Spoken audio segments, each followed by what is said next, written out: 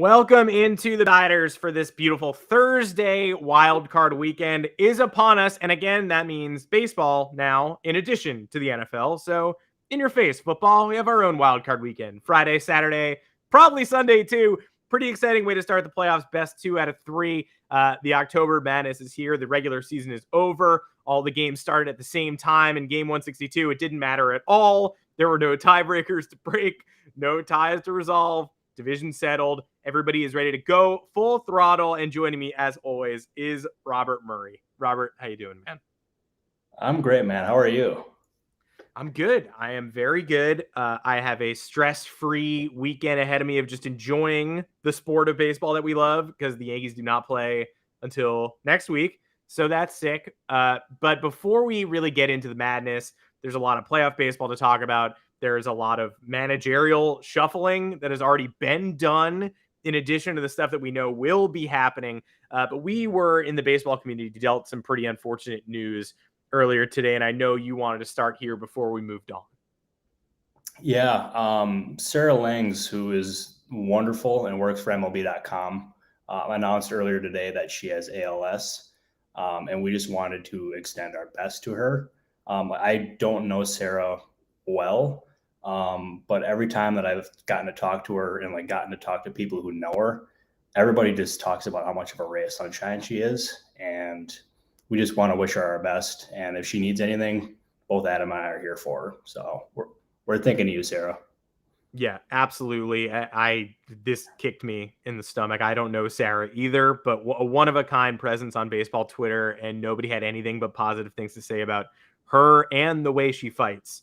So I know she's going to tackle this the way that only she can. And yeah, Sarah, thinking of you, pulling for you, and you're the greatest at what you do. So yeah, and the postseason is upon us. What a time to make that sort of announcement. History making regular season. Obviously, Sarah has so much on her plate, as we all do, but she still decided that she needed to make it known today. And I'm glad that we all know so that we can all fight with her. History making regular season, it really was. The offseason managerial carousel was in full swing. We said goodbye to some old records. We said goodbye to some fan favorites. I don't know what the Aaron Judge 60-second home run was. Oh, and great job on the CHGO pod yesterday, Bert. If anybody missed Bert's appearance, feel free to go and grab that one because he did a great job. How was that experience? It was wonderful. I ended up, Carm gave them some dirt on me about how I said I'd eat a shoe if Juan Soto got traded. And they played that clip live on air. And then somehow I ended up agreeing to dye my hair blonde if Craig Counsell became the next White Sox manager. So it was only like a 20-minute segment, but a lot happened clearly. But thank you, Alex, for tuning in. Very kind of you. But yeah, hopefully I don't have blonde hair. I'm feeling pretty confident though. I was so nervous about this that I actually checked. I asked people with the Brewers, I'm like, is there actually a shot that Craig Counsell could leave? And no, that's not. He's not going anywhere. And by the way, I don't think David Stearns is either. I know there's been a bunch of rumors connecting him to the Mets, but if I was a betting man, I'd bet on him staying in Milwaukee this year. Yeah. People, speaking of someone who's in New York right now, people have been doing the David Stearns Mets dance forever, and then every offseason it gets rebutted. I feel like we're ready for another one of those. Have you ever dyed your hair before? Would this be a first time? That would be a first time. I have not touched my hair. Like before, I would say probably 4 or 5 years ago, my hair was like 4 or 5 inches maybe. And now we got like the military cut. So, I mean, that would going from long hair to short hair, then to blonde. That'd be diving into the deep end, man. That would be, I don't know if I could pull that off. I think you could, but not me. Do you really think that I could though? Or are you just saying that? I mean, I have no confidence in myself to pull off blonde hair. I think you have a better shot than I do. Like, I genuinely mean that. So next episode, you're having blonde hair. Yeah, I'll do it. I'll do it if Juan Soto gets one hit at Citi Field. That's it, just one. I'll eat a shoe and dye my hair blonde. You keep it so high and tight though. You could bury it under the hat. Like no one would. You could say you did it and not have done it. That's true. I could. I didn't even think about that. That although I want our lovely producers Michael, Zach, and Sean Daly to clip what Adam just said about him dyeing his hair blonde and eating a shoe if Juan Soto gets one hit at Citi Field. So that's it. So yeah, I should have said in San Diego in the wild card series. Then I would have been home free because somebody on Twitter the other day. Somebody went after one of the Barstool guys and was like, "The Yankees are about to lose in the NLDS. I promise you." And he's like, "If the Yankees lose in the NLDS, I will pay you $1 billion." So I should have done that. I should have said Juan Soto playing in a stadium he won't be playing in. We don't have to talk about Aaron Judge for long, and obviously we got playoff preview ahead of us. We got round by round. We got managerial changes. There's so much going on. But he did hit his 60-second homer, which was up for grabs the last time we spoke. Yep.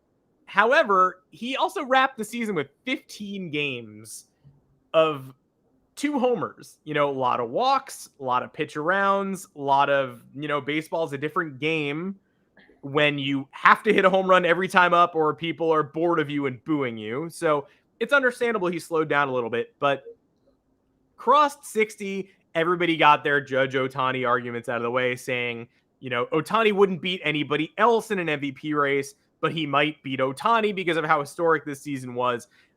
62 was such a foregone conclusion at that point that I feel like the length of that chase only dampened his MVP case a little bit because people got frustrated with how long it took. Ohtani had a near no-hitter during that period. He kept on keeping on. Judge finally does cross the 61 barrier, hit 62, and then immediately is benched by Aaron Boone, doesn't play the finale.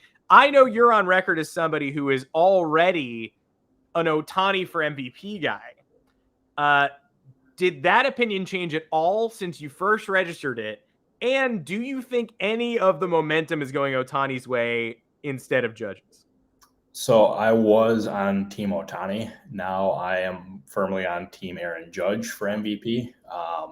This is not a slight on Shohei Ohtani. Like I tweeted something a little bit ago that Ohtani still feels underappreciated somehow, which I don't know how that's possible. I guess being on a bad team certainly can do that. But what Ohtani has done is beyond the word special. He's basically like Max Scherzer, Justin Verlander, and Matt Olson combined into one. And we've never seen that before. He's a unicorn. But Aaron Judge, I've heard that argument that you made about him about it taking Judge so long to get to 62 home runs, like kind of like hurting his MVP chances. I want to make one thing clear is like, obviously it did take him a lot, but one, you got to think of the frenzy that was surrounding him and how much he was dealing with away from baseball. I mean, that's a lot for any player to take on, but then you put that player in New York and that's a huge task. But two, baseball is freaking hard, man.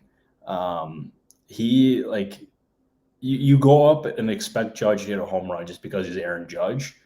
But hitting a home run is not easy. And baseball, I learned early on, is a game of failure. You fail more times than you succeed.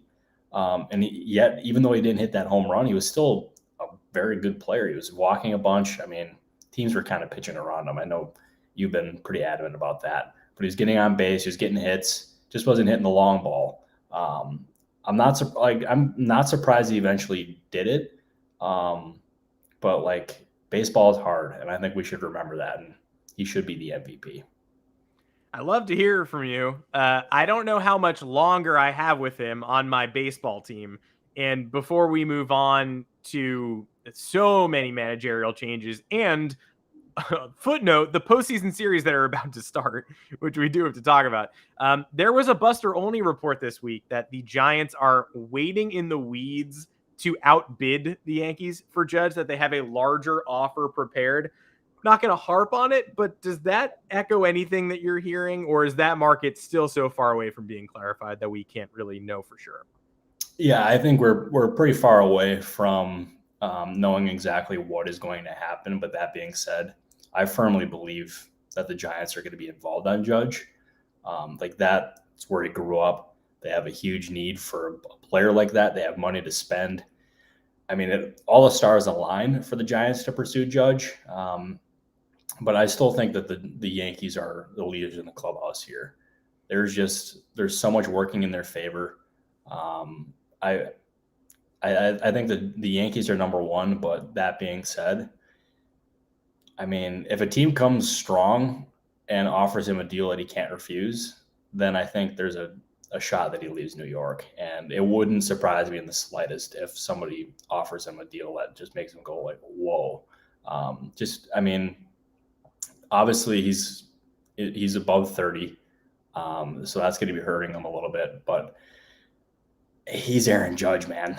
He's hitting 62 home runs in his walk year.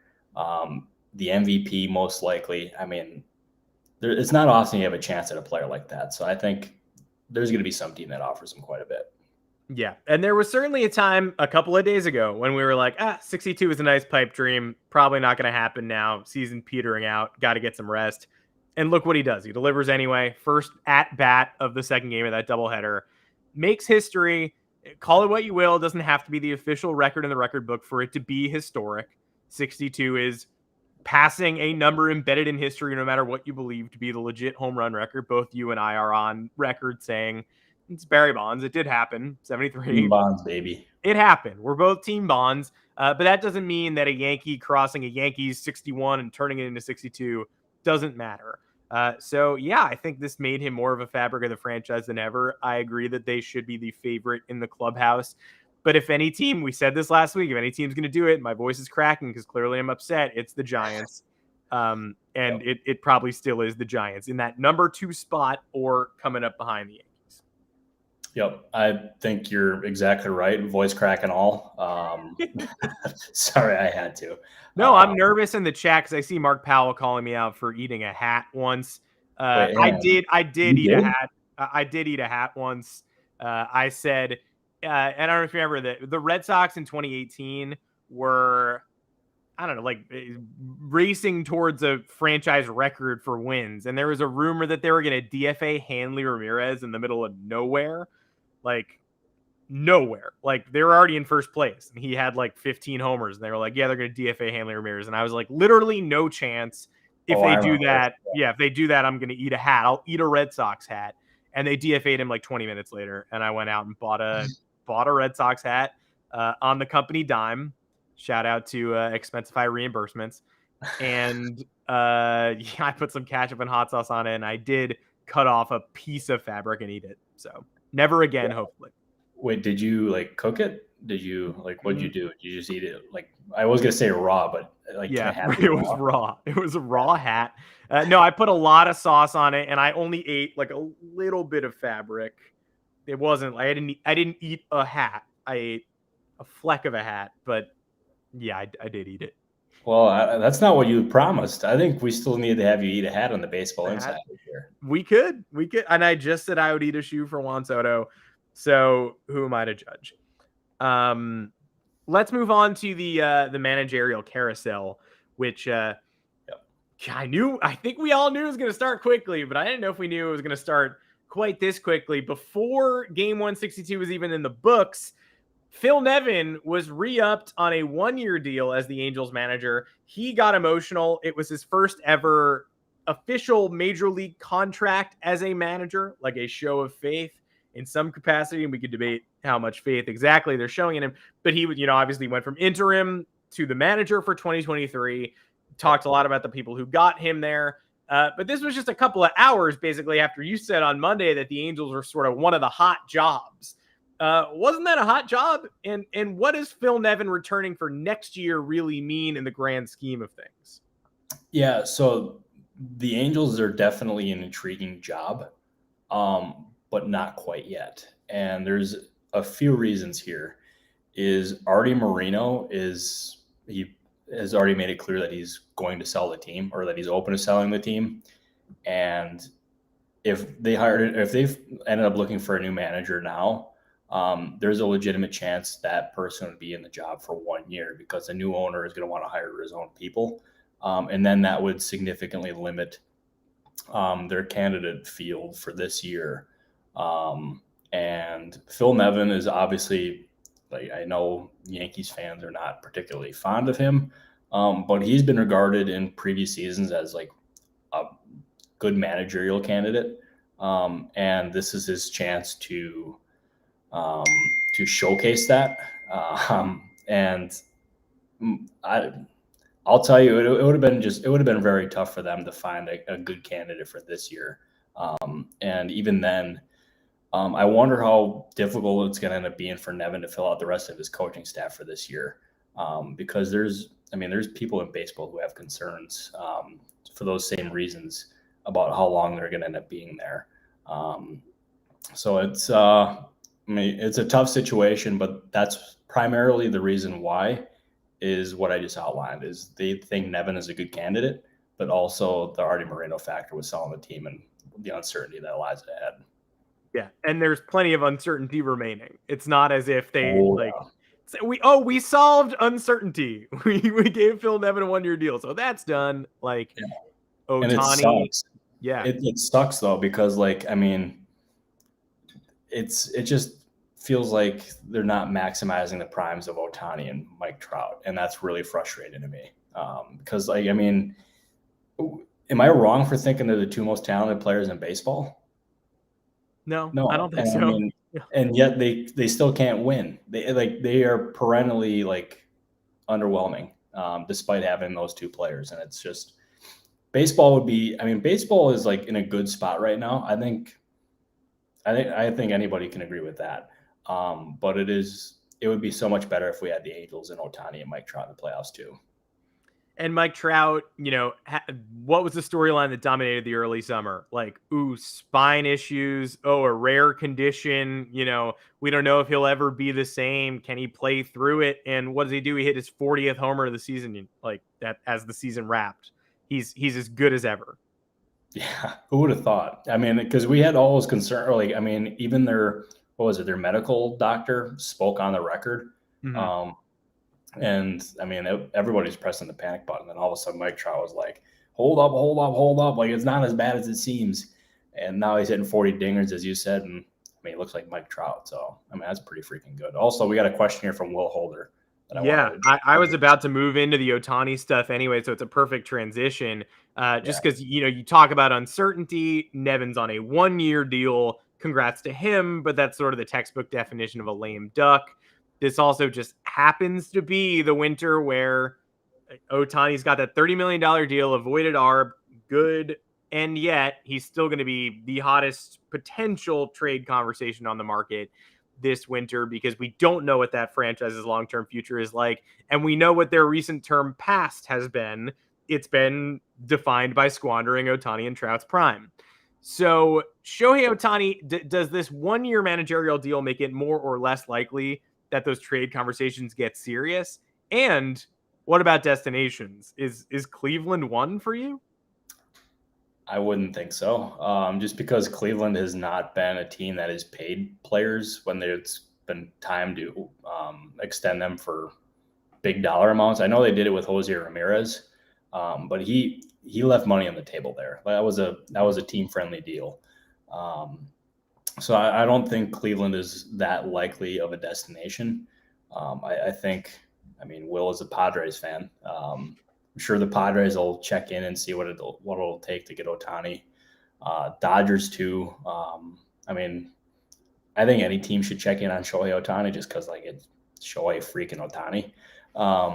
But that being said, I would call it unlikely that he's traded between now and next season or the start of next season, mainly because I don't see Artie Moreno being willing to be the owner who trades Shohei Ohtani. I think he'll want the next owner to do that. So I just think it's going to end up being more likely than not that Ohtani is going to be an Angel at the start of next year. I will say this though, when teams were calling the Angels about Ohtani at the deadline, they weren't hanging up. There was a very, and I mean very slim chance that he was traded, but ultimately they decided to hold on to him because they just didn't want to trade him. That's what it all is at the end of the day. I also got to respond to this text real quick, so take it away. Of course. You've already got to eat one shoe based on your Soto prediction at the deadline. I feel like if Ohtani had been traded, you would have had to probably eat a pair of Nike Hyper Dunks, and I would have been right there along with you. Like we had to talk about it because when a name like Ohtani, having a season like Ohtani, hits the market that has already been awakened by a Soto chase, like, of course we're gonna do segments about it. But a mid-season Ohtani trade felt like one of the most ridiculous possible outcomes. And I mean, to me, the nugget that they did not hang up quickly is enough to say, like, oh, wait a minute. Like, all right, like, of course they didn't get a trade done. But the fact that people aren't hanging up the phone and are having that talk all the way through the deadline, that does signal something. No, it most definitely does. And like, I mean, that's what any good team does is they listen. They don't hang up the phone. They're like, okay, yeah, well, listen, what are you willing to offer? And more times than not, teams aren't going to be willing to offer what it's going to take. And those deals ultimately aren't going to get done. It would take an absolutely massive haul to get Shohei Ohtani. And that being said, the Padres were even confident that like they still had the players to get Ohtani even after getting Juan Soto. Like, I mean, I don't know how possible that actually is to add Ohtani to the books there, especially now that he's making $30 million and probably get it. I'm telling you, man, that free agency number might top 50, or it might be around the $50 million a year mark. It's going to end up being a freaking massive number. But yeah, I'll tell you that it's going to be the story that dominates headlines for the next year and a half. Like, where is Shohei Ohtani going to end up playing in the long term? I have no idea, but I'm sure we're going to be talking plenty about that on this space here. That is for sure.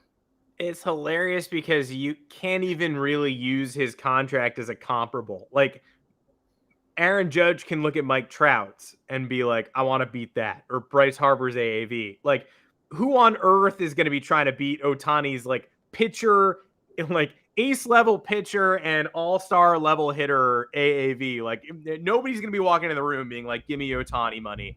Like Ronald Guzman at AAA for the Yankees trying to become a pitcher and first baseman.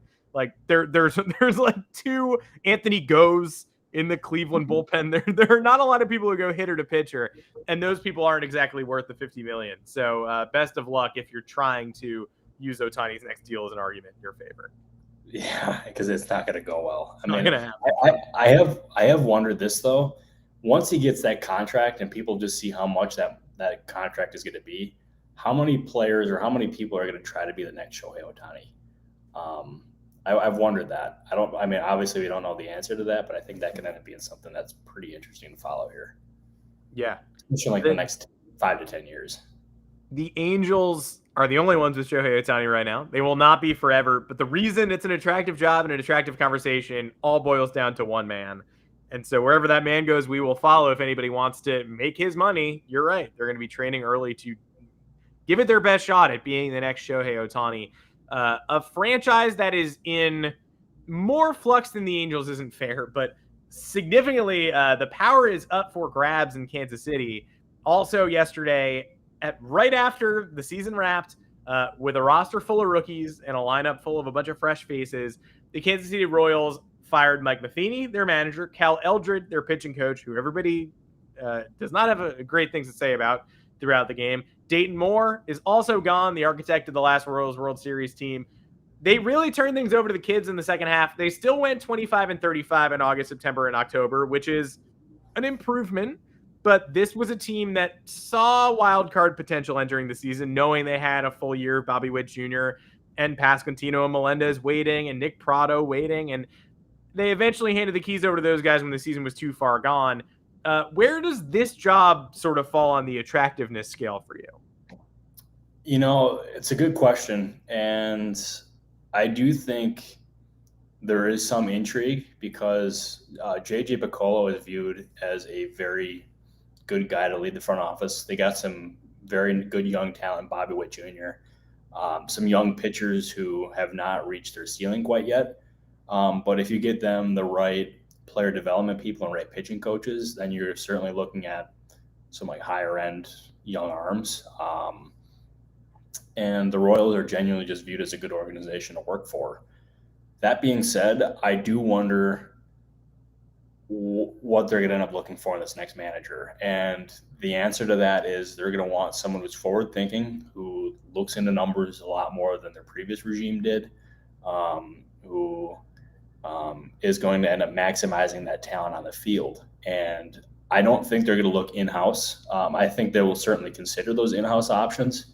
But like when it comes down to hiring somebody, I think it's going to end up being somebody outside the organization, just because they don't want, like, they know that their view publicly is that they're very loyal to their guys inside the organization, and probably to a fault. I mean, you can look at, I'm struggling to remember his name, but the Tigers bench coach under AJ Hinch is somebody who's been getting some managerial buzz. I do wonder if a guy kind of like Clayton McCullough with the Dodgers could be a candidate here. I mean, there's plenty of different guys who are going to be under consideration there. But I think the cream of the crop job right now is the White Sox. And then basically everybody else following.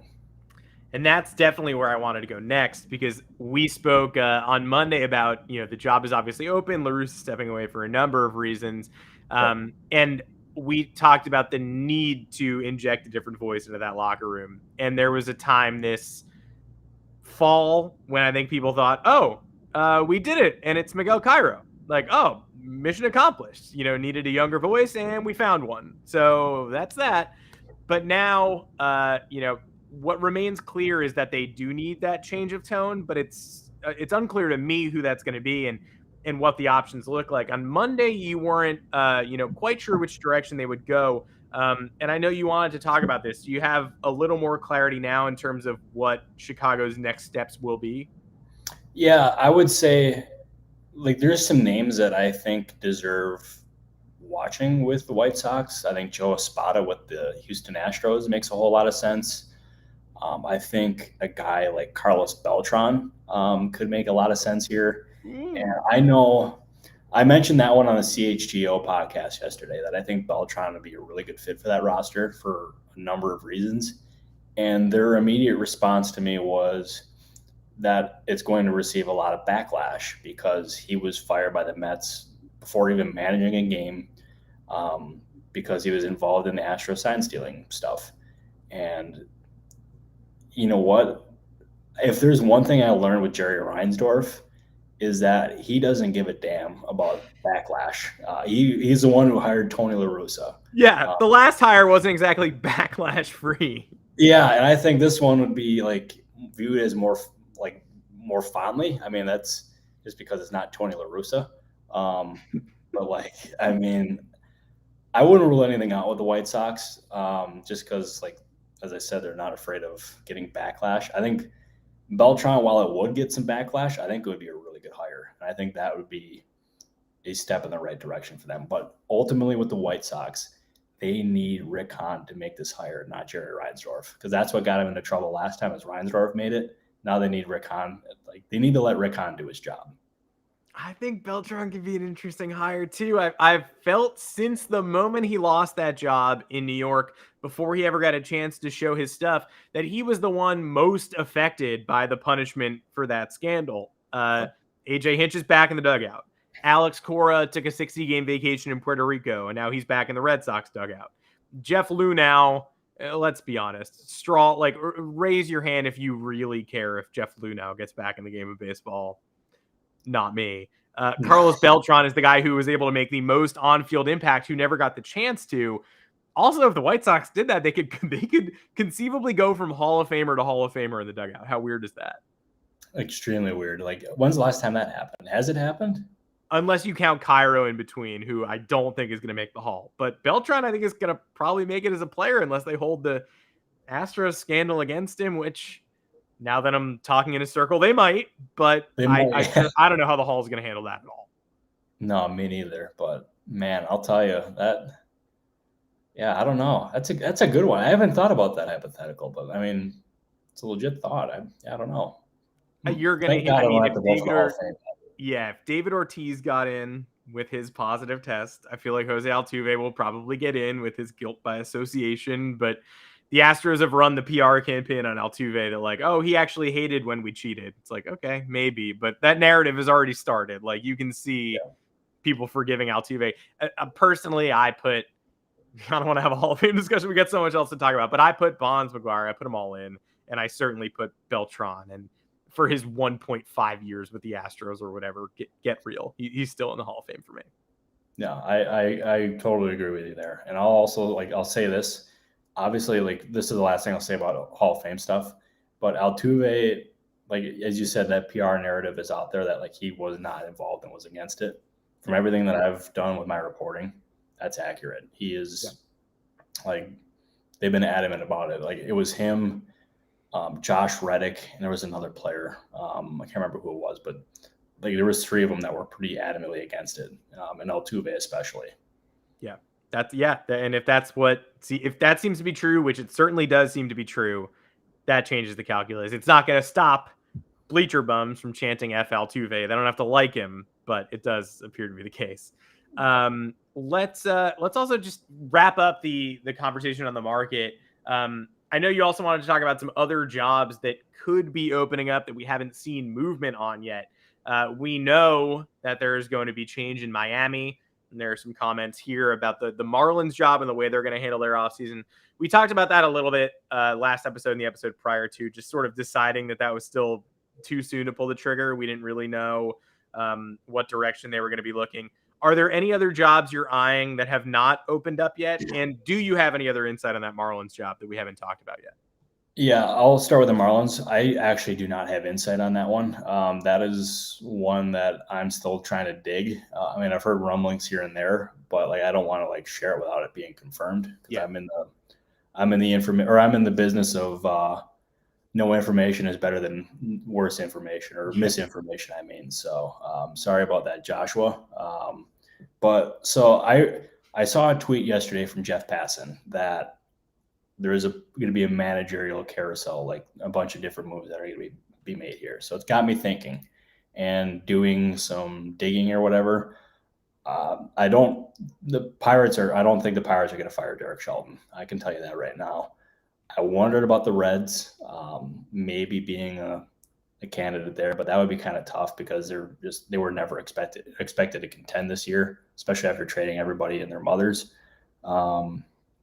The Rockies probably are not going to make a move because they got Bud Black, and I think Bud Black would be hired in a second by somebody.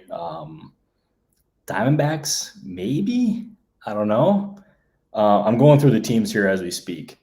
The Nationals, I think, could make some sense. They went 55 on 107. Like, I mean, Davey Martinez, like, won a World Series there, but I know there's been a lot of different speculation about him being gone in like the last couple of years. So maybe, I think there's plenty of jobs that like make sense that could become available, but I don't know.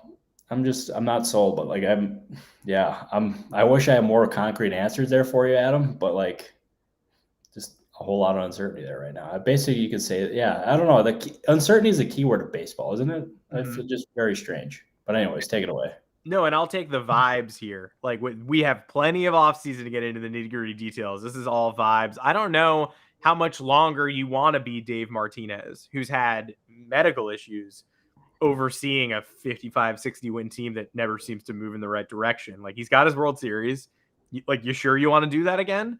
And then the Diamondbacks, early offseason spoiler. I obviously am biased based on what I've watched lately, but I have them as a wild card team next year. So maybe change of leadership there would help. No, it certainly could. I mean, I think Torey Lovello, like being here in Arizona, you can kind of get a vibe of what the organization feels like with Torey Lovello. Everything that I've heard is that they like him a lot, but I certainly think they probably could go in a different direction. But that guy is universally loved throughout that organization, man. That would be a very difficult decision, even though some on the outside appear to be ready to like make that decision for the Diamondbacks. Yeah. And maybe it's another year, because I do think the roster is in a very different place than it has been the past few years, and certainly even at the start of 2022. Maybe Torrey gets 2023, and then we reevaluate if we have to.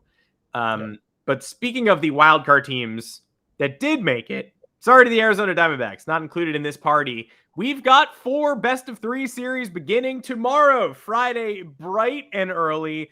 Sorry to the Guardians and Rays fan. I don't know how many Rays fans there are, but sorry to the Guardians and Rays fans. Did you just say Rays fan? Rays fan. I don't know how many Rays fans there are. There's at least one in that stadium every time I check it out. But that game is starting at noon in Cleveland tomorrow on Friday. Goodness gracious. Cleveland folks, get out to Harry Buffalo early. That's going to be a 9 a.m. ticket. Get your beers in. Get your Great Lakes Christmas Ale. I don't know if that drops in October, but get beered up real good. Go to the ballpark. There's like a 2:00 game in there. Let's start with the early game, though. We're going to preview all these series very briefly. You got Phillies, Cardinals, and Mariners, Blue Jays, and Padres, Mets are in the prime time spot. But let's talk Rays, Guardians.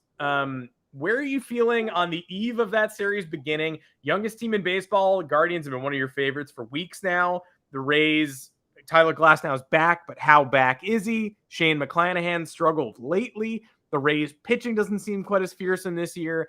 And there's a difference between the 100-win Rays and the team that barely hung around the wild card picture and sort of got in there in the bottom instead of blowing away the AL East like they did last year. What's your early pre-first pitch vibe on this series? Yeah, I am leaning in the direction of the Guardians. I feel decent about it, about their chances here. I just think they're trending in a much different direction than the Rays are. So I got the Guardians winning. I didn't predict games, but I had the Guardians winning, and I think their pitching is going to go a long way toward determining that. I'm just not confident in the Rays offense to be able to overcome that kind of matchup. What do you got? I have the Guardians 2, and I think that I have them in 3 if I'm going to be held, feet to the fire here on games. I haven't seen enough Glasnow to know. I know he's got the electric stuff. I know that hasn't gone anywhere, but he's barely built up. McClanahan has not been first half Cy Young McClanahan for most of the second half. He's gotten pulled from at least 2 starts with the same shoulder issue. So we shall see. But it's not like the Guardians lack for pitching. They're a pitching factory. Yep. They've still got Shane Bieber topping the rotation. Tristan McKenzie is rounding into form. I don't know. And again, the home field advantage. They're on their own turf for however long this series goes. You're playing it in Cleveland. You don't have the trop. You don't have the roof. You don't have the opaque ceiling where balls are hitting off rings and going for singles and home runs or turning into pop-outs. You don't have any of those unique home field advantages. You just have the Cleveland crowd. Now, how engaged will they be at noon? I'm not sure. There's been some residual discomfort in Cleveland. The name change, yikes. Ownership not spending, people not being in love with the younger Guardians yet. I don't know if that crowd is as enthusiastic now as it was in 2016. But you're right. The Rays just don't hit the way they used to. And it's led to, you're already hearing some like Brandon Lau trade rumors. He's not in this series, is he? He's not healthy?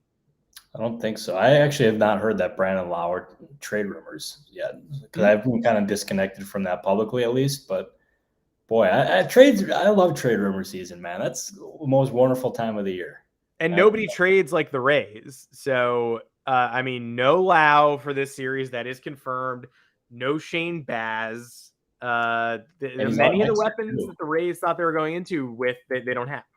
Yeah, that's a battered and bruised team going in. That's going to be problematic. And I'm glad you ended up mentioning the Guardians as their pitching factory.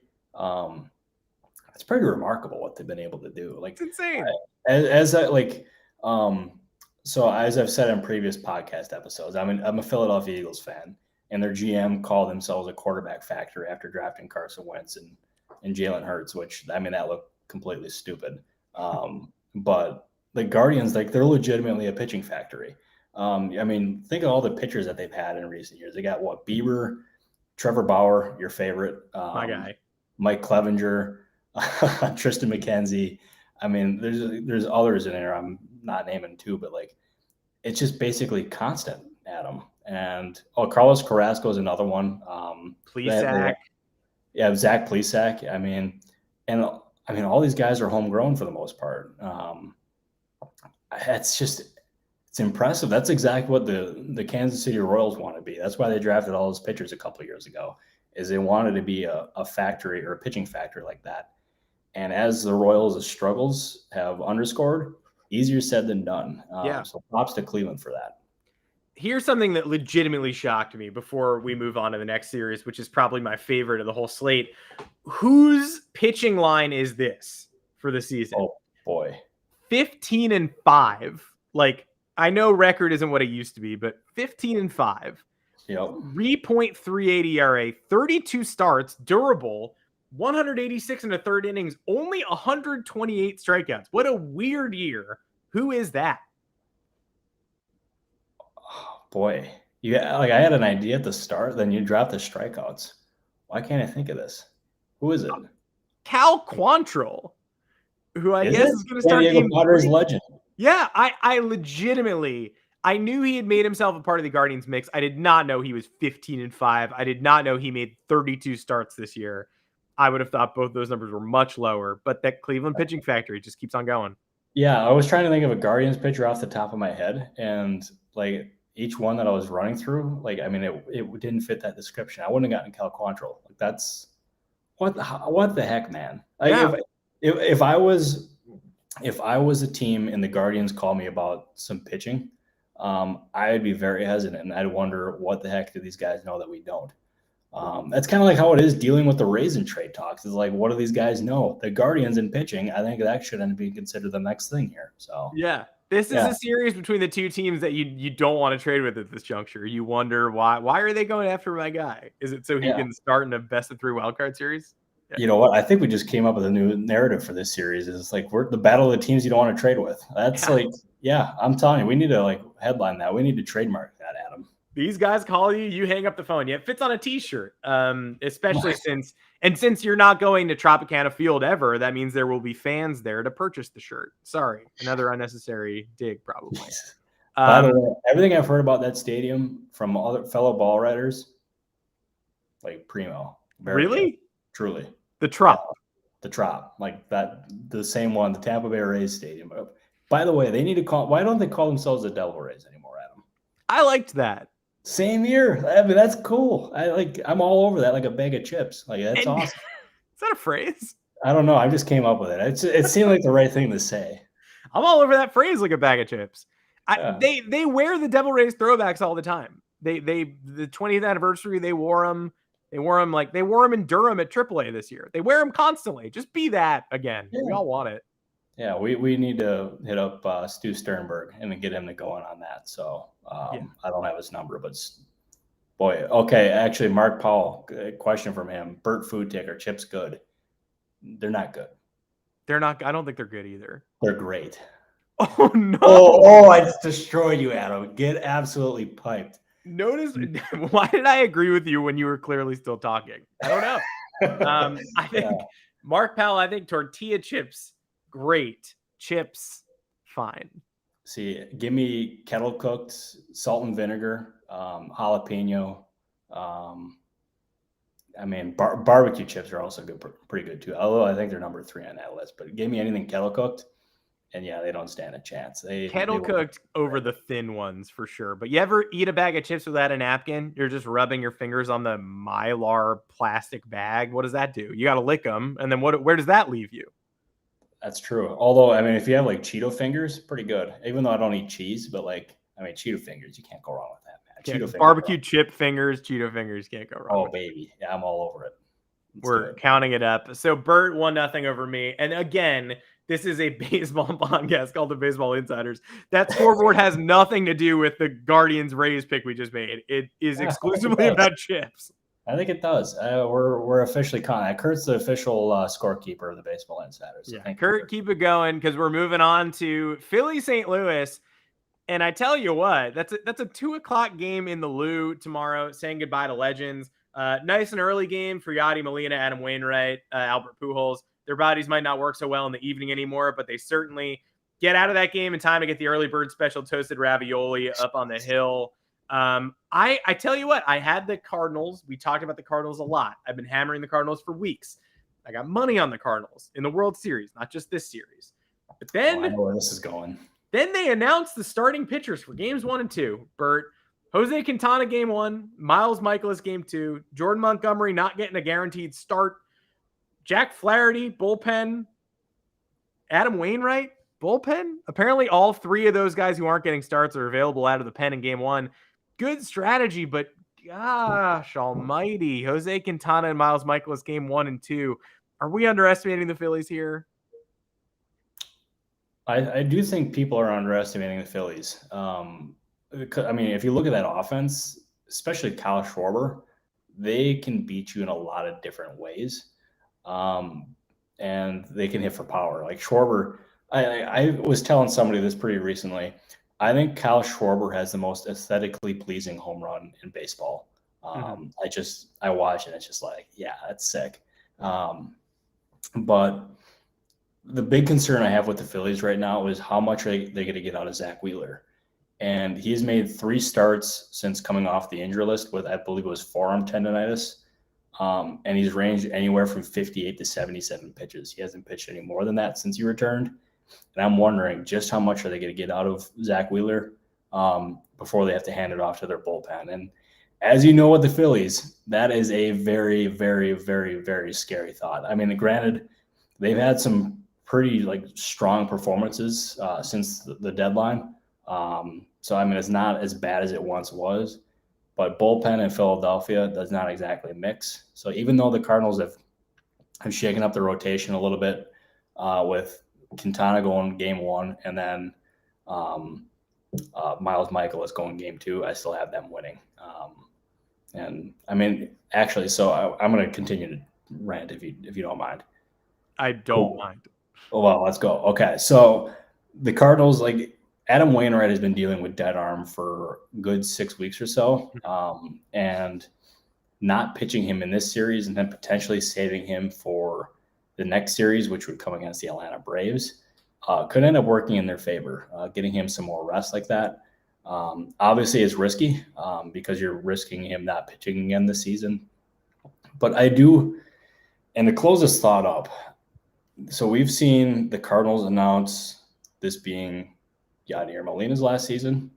We have seen them announce that this is Albert Pujols' last season, but they have left Adam Wainwright out of each of those and throughout the last couple months.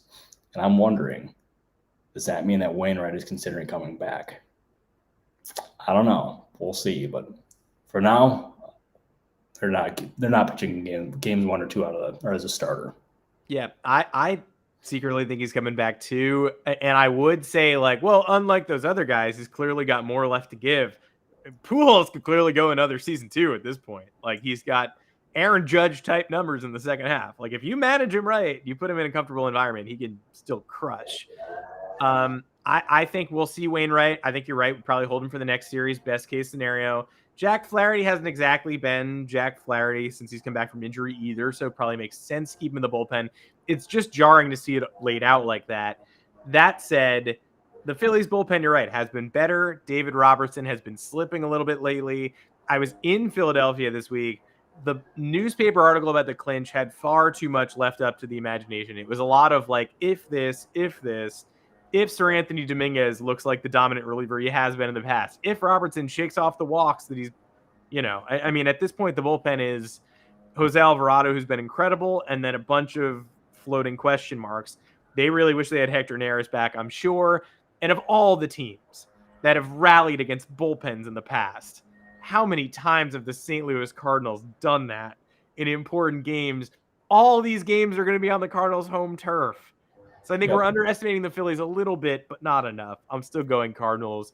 I think the Phillies get a win, and I hate to do this. I think the way the Phillies exit this series is very painful for Philadelphia fans. I think there's a close game with potentially a late lead that does not end in the win column. If that happens and the Phillies blow a late lead, I'm going to predict it's either Tommy Edman or Brendan Donovan who get that hit for the Cardinals. I think those are the 2 guys that just ooze the next David Freese. A bases loaded, 1 out, 4-3 in the 9th for Nootbaar. Oh God, dude! Wait, did I tell you about my autocorrect with him? Yeah, Nootbaar. Yeah, Toot Bar. Yeah, every single time I hear his name, I think of Toot Bar. So yeah, I don't know. That's just God. What a name, Lars Nootbaar, an absolute legend. A bases loaded, big, strong toot from Lars against Sir Anthony Dominguez. And that series marches on. Time passes. 4:07 tomorrow. If you're not excited enough by the Phillies game, if the middle innings there are keeping you down, feel free to tune over to Toronto on ESPN. Watch Seattle and Toronto go at it. That's Luis Castillo in the opener for the Mariners on the road in Canada. Vaccine rules lifted. So I guess that means Robbie Ray can pitch. But that's a hell of a series right there. And it's possible nobody's going in with more of a narrative advantage than the Mariners, whose fans, they've broken the playoff drought and they would love a home game or two in the ALDS. Where are you leaning on that series? Give me the Blue Jays. Bang. I'm sorry, Seattle fans.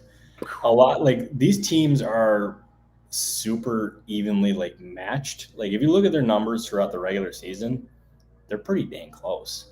But a lot of this prediction, because like this was one that it was a toss up.